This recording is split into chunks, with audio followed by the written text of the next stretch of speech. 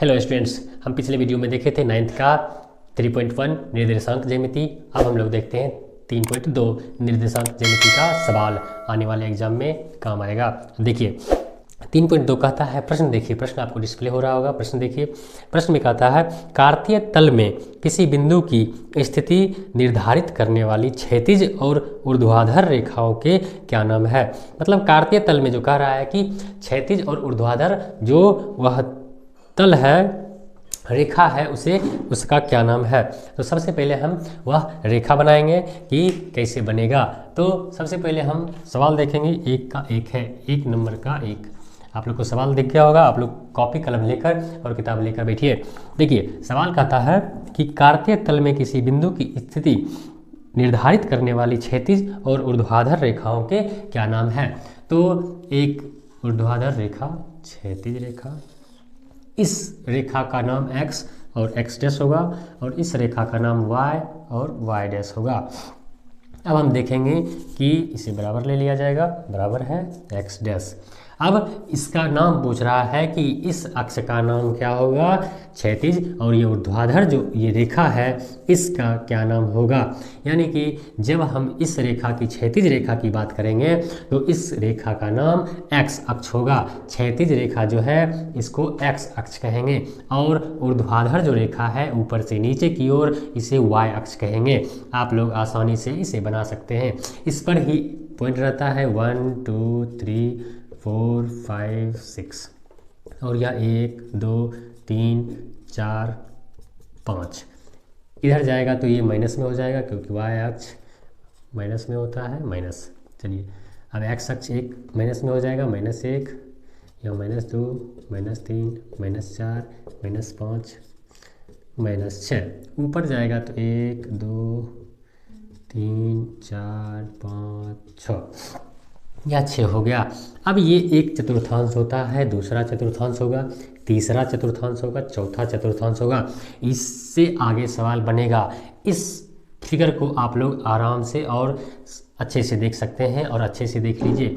इस फिगर को अच्छे से समझना है कि यह इस जो ये रेखा है x और x डैश रेखा, इसे x अक्ष कहेंगे और y डैश जो ये रेखा है इसे y अक्ष कहेंगे।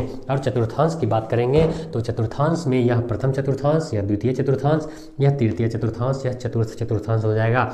तो इसे हम लोग देखेंगे कि इसे 1 2 3 4 चतुर्थ चतुर्थांश कहेंगे। यानी इसके जो हम कहेंगे तो इसे हम चतुर्थांश कहेंगे, चतुर्थांश कहेंगे। यह एक नंबर का सवाल हो जाएगा। इसे सवाल में कह रहा था कि क्षैतिज निर्धारित करने वाली क्षैतिज और ऊर्ध्वाधर रेखाओं के नाम। तो क्षैतिज रेखा का नाम हो जाएगा, एक नंबर का आंसर हो जाएगा क्षैतिज जो रेखा है, क्षैतिज रेखा का नाम हो जाएगा x अक्ष और ऊर्ध्वाधर रेखा का नाम, ऊर्ध्वाधर रेखा का नाम हो जाएगा y अक्ष। इसे आप लोग नोट डाउन कर सकते हैं। अगला सवाल कहता है कि इन दो रेखाओं से बने तल के प्रत्येक भाग के नाम बताइए। यानी आप लोग किताब देखिए और कॉपी कलम लेकर बैठिए। कह रहा है कि इन दो रेखाओं से x अक्ष और y अक्ष जो है, इस दो रेखाओं से बने तल जो है, ये तल और ये तल क्या कहलाता है, प्रत्येक भाग क्या कहलाता है, ये भाग क्या कहलाता है। तो प्रत्येक भाग आपको हम बताए थे, प्रत्येक भाग क्या कहलाता है, चतुर्थांश कहलाता है। आप लोग इसे देखिए कि चतुर्थांश प्रथम चतुर्थांश, द्वितीय चतुर्थांश, तृतीय चतुर्थांश और ये चतुर्थ चतुर्थांश हो जाएगा। यानी कि इसे हम कहेंगे चतुर्थांश चतुर्थांश चतुर्थांश। तो यह जो प्रत्येक भाग का नाम होगा वह हो जाएगा चतुर्थांश। आप लोग देखिए इसे, 2 नंबर का, ये 1 नंबर का आंसर हो गया और 2 नंबर का जवाब हो जाएगा चतुर्थांश हो जाएगा। इसी तरह आगे का प्रश्न देखते हैं कि उस बिंदु का नाम बताइए जहां ये दो रेखाएं प्रतिच्छेदित होती है। तो अगला प्रश्न कहता है, 3 नंबर का प्रश्न कहता है, ये 2 नंबर हो गया और 3 नंबर प्रश्न कहता है कि ये रेखा, ये x और x डैश रेखा, ये रेखा और y डैश रेखा जहाँ पर विभाजित करती है, इस बिंदु पर जो विभाजित करती है उसका क्या नाम होगा। यानी कि वहाँ जो होता है उस बिंदु का नाम बताइए जहाँ ये दो रेखाएं प्रतिच्छेदित होती है।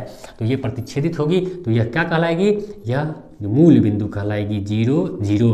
इसको 0 0 जहाँ प्रतिच्छेद करती है उसे मूल बिंदु कहते हैं। तो इसका नाम हो जाएगा मूल बिंदु। क्या नाम हो जाएगा? मूल बिंदु, यानी 0 0 हो जाएगा। जब आप लोग इसे ध्यान में रखिएगा, यह VBI है कि जब दो रेखा x और x डैश, y और y डैश, या दो रेखा मिलेगी जहाँ पर, उसे मूल बिंदु कहेंगे। और जब भी हम आगे का प्रश्न बनाएंगे तो जब भी चलना होगा, x जब चलेगा तो यहाँ से आगे बढ़ेगा, और जब y बढ़ेगा तो या तो ऊपर जाएगा नहीं तो नीचे जाएगा। x जब बढ़ेगा या दाहिनी ओर बढ़ेगा नहीं तो बाईं ओर बढ़ेगा। इस बात को आप हमेशा ध्यान में रखें। देखते हैं अगला प्रश्न। नंबर का प्रश्न कहता है कि आकृति 3.14 देखकर निम्नलिखित को ज्ञात कीजिए। निम्नलिखित को लिखिए। तो इसमें बहुत सारा एक फिगर दे रखा है। एक फिगर इस प्रकार दे रखा है, आप लोग के बुक में दिया होगा। आप लोग बुक देखिए, बुक में फिगर दिया हुआ है और उसमें कहता है कि बी का निर्देशांक, सी का निर्देशांक और निर्देशांक, दो निर्देशांक दे दिया गया है और उस बिंदु को पहचानने के लिए बोला गया है। उसका नाम क्या है? जैसे दिया हुआ है B D C G E H M दिया हुआ है और L दिया हुआ है। उसको पहचानने के लिए बोला है। डी का भुज बोला है, भुज और कोटि देखना है। और एल के निर्देशांक और एम के निर्देशांक लिखने के लिए बोला गया है। आप लोग इसे ध्यान से देखेंगे कि सबसे पहले भुज और कोटि किसे कहेंगे। भुज और कोटि में अक्सर स्टूडेंट कन्फ्यूज कर जाते हैं कि किसे कहेंगे भुज और किसे कहेंगे कोटि। इसे ध्यान से देखना है। भुज कहेंगे एक्स अक्ष वाले पर जो भी रहेगा उसे हम भुज कहेंगे, और वाई अक्ष वाले पर वाई, जो ये वाई रेखा है, ये वाई और वाई डैश जो रेखा है, y और y डैश जो रेखा है, इसे हम कोटि कहेंगे। तो समझ गए आप लोग, भुज इस रेखा पर जो भी आएगा उसे हम भुज कहेंगे, और इस रेखा पर जो भी आएगा कोटि कहेंगे। जैसे 3 तो भुज हो जाएगा, या 3 और कोटि हो जाएगा। इसे मान लिया जाए तो 4 कोटि हो जाएगा। यानी कि 0 से, यानी कि मूल बिंदु से दाहिनी ओर, मूल बिंदु से दाहिनी या बाईं ओर यह भुज कहलाएगा। यानी x रेखा पर जो भी है, यह x रेखा पर वह भुज कहलाएगा, और ऊपर या नीचे, मूल बिंदु से ऊपर या नीचे वह कोटि कहलाएगा। आगे प्रश्न हम देखते हैं कि 1 नंबर प्रश्न क्या कहता है। 1 नंबर प्रश्न में क्या कहता है? 1 नंबर प्रश्न में कहता है कि 1 नंबर प्रश्न आप लोग बुक देखेंगे कि बुक में क्या कहता है, बी के निर्देशांक ज्ञात करें। बी का निर्देशांक ये रहा बी, तो बी का निर्देशांक कहता है कि अगर कोई बिंदु चलेगा तो यह मूल बिंदु से ही चलेगा। तो बी का निर्देशांक यहाँ पर मिला है, तो सबसे पहले एक्स अक्ष चलेगा। कोई भी चलेगा तो सबसे पहले एक्स चलेगा। तो एक्स जब यहाँ से चलेगा तो मूल बिंदु से एक्स दाहिनी इस तरफ चलेगा, बाईं तरफ। तो कहाँ पर आया? ये रहा -5, ये -5 है, -5, ये बिंदु -5 है। बी का निर्देशांक कह रहा है, बी का निर्देशांक कह रहा है, तो बी का निर्देशांक -5 हो जाएगा। तो -5 हो जाएगा एक बिंदु। और दूसरा, जब यह y की तरफ चलेगा, y नीचे नहीं जाएगा, y की तरफ चलेगा, ऊपर है तो ऊपर की तरफ चलेगा। तो यहाँ 2 है, यानी प्लस में ऊपर होगा, तो यह प्लस में जब होगा तो ऊपर 2 हो जाएगा, यह 2 हो गया। तो बी का निर्देशांक यहाँ हम लिखेंगे -5 और 2। आप लोग इसे आसानी से बनाइएगा जब तक आप लोग इसे समझिए कि यह प्लस होता है, इधर भी प्लस होता है, इधर माइनस होता है, या माइनस होता है। यानी 0 से लेकर x डैश तक माइनस में होगा और 0 से लेकर x तक प्लस में होगा। उसी तरह 0 से लेकर y तक प्लस में होगा, 0 से लेकर y डैश तक माइनस में होगा। इस बात का आप लोग ध्यान रखेंगे। अगला प्रश्न कहता है कि C के निर्देशांक क्या होंगे। यानी C के निर्देशांक, C किधर है? C हम देखेंगे, C के निर्देशांक। तो 2 नंबर का सवाल कहता है कि C के निर्देशांक क्या होंगे। तो C सबसे पहले चलेगा किधर? X की तरफ। X की तरफ यहाँ चला है, 0 से लेकर इधर चलेगा तो इस बिंदु को O कहेंगे। तो 0 से इधर चलेंगे तो 5, तो सबसे पहले 5 चलेगा, और उसके बाद फिर y की तरफ चलेगा। y नीचे गया है तो -5, क्या हो जाएगा? -5। सबसे पहले इस बात का हमेशा ध्यान रखेंगे, कुछ भी हो जाए सबसे पहले x अक्ष वाले को ही लिखेंगे, यानी x अक्ष पर जो भी है उसे ही लिखेंगे। C का निर्देशांक क्या हो गया? 5 और -5। अब देखेंगे कि अगला सवाल 3 नंबर में क्या कहता है। कह रहा है निर्देशांक -3 और -5 द्वारा पहचाना गया बिंदु क्या है।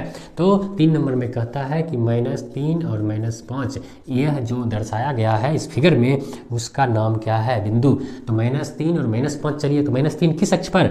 -3 x अक्ष पर। तो -3 x अक्ष पर चलेंगे तो -3 ये इधर नहीं होगा, इधर होगा, तो -3 यहाँ आ गया। तो उसके बाद -5 है, तो -5 y अक्ष पर, तो ऊपर नहीं जाएंगे क्योंकि ऊपर प्लस है, नीचे माइनस है। तो -5 y अक्ष पर, तो y अक्ष पर -5 है, तो E बिंदु हो जाएगा। कौन सा बिंदु हो जाएगा? E बिंदु। इसका नाम हो गया -3 -5 बिंदु हो गया, तो इसका नाम हो गया E बिंदु। E बिंदु पर यह -3 और -5 है। 4 नंबर देखेंगे कि 4 नंबर में क्या कहता है। 4 नंबर में कह रहा है कि निर्देशांक 2 और -4 द्वारा पहचाना गया बिंदु। कह रहा है 2 और -4 यानी कि 2 -4 इस बिंदु का नाम क्या है। 2 और -4 2 चलेगा, किस तरफ चलेगा, 2 x की ओर चलेगा, 2 x की तरफ। तो 2 देखेंगे x, 2 यहाँ है और -4 नीचे है, -4 नीचे है तो जी बिंदु हो जाएगा, यानी कि 2 -4 तो इसका नाम हो जाएगा जी बिंदु। इस प्रकार अगला प्रश्न देखेंगे कि D का भुज क्या है। हम लोग बताए थे कि x जो है ये रेखा x और x डैश ये रेखा है, इस पर भुज आएगा, और y और y डैश रेखा है, इस पर कोटि आएगा। तो कह रहा है D का भुज क्या है, यानी कि D का भुज क्या है, इस D का भुज क्या है, तो D किस तरफ है, x से मिला है, y से मिला है, तो D का भुज हो जाएगा 6। तो D का भुज क्या हो जाएगा, 6। D का भुज हो जाएगा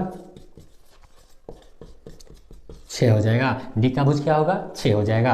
अगला प्रश्न देखते हैं कि कह रहा है बिंदु H की कोटि ज्ञात करें। H की कोटि हम बताए थे, H की कोटि y और y डैश रेखा पर जो होगा वह कोटि कहलाएगा। तो H की कोटि कह रहा है, H यह रहा H, तो H की कोटि किधर, x रेखा पर तो जाएगा नहीं, तो y रेखा पर जाएगा। तो y रेखा पर जो आएगा उसे कोटि कहेंगे, यानी कि y का जो रेखा है H का जो कोटि होगा 3 होगा। यह हो जाएगा 5 नंबर। 6 नंबर सवाल H की कोटि, H की कोटि हो जाएगा तो क्या हो जाएगा, -3। अगला प्रश्न देखते हैं, बिंदु L के निर्देशांक ज्ञात करें। यह 7 नंबर का सवाल है। 7 नंबर का सवाल कहता है कि L के निर्देशांक ज्ञात करें। L किधर है, यहाँ B है, D है, C है, G है, H है, E है, M है, L है। L ऊपर है। L के निर्देशांक, इसी प्रश्नों में बच्चे अक्सर फंस जाते हैं कि ऐसे प्रश्न किस प्रकार सॉल्व किया जाए कि एक ही बिंदु दिया हुआ है, सिर्फ L या 5 पर ही दिया है। तो हम क्या करेंगे, जब भी आएगा तो 2 बिंदु आएगा। देखिए देखेंगे कि 0 0 होता है मूल बिंदु। अब मूल बिंदु से x चलेगा, हमेशा x चलेगा, और यह y चला है तो y 5 तो होगा, लेकिन सबसे पहले x चलेगा, x नहीं चला है तो 0 तक ही रहा है। तो इसे हम लिखेंगे, सबसे पहले x चलेगा तो 0 पर ही टिकेगा, तो सबसे पहले हम x को लिखेंगे और उसके बाद y वाले x को लिखेंगे। तो y वाले पर चला है 5 तक तो 5 लिखेंगे। L का बिंदु हो जाएगा 0 और 5। इस प्रकार हम लिखेंगे L बराबर 0 और 5। कभी भी चलेगा तो x चलेगा, उसके बाद ही y चलेगा। तो देखेंगे कि x और y क्या है।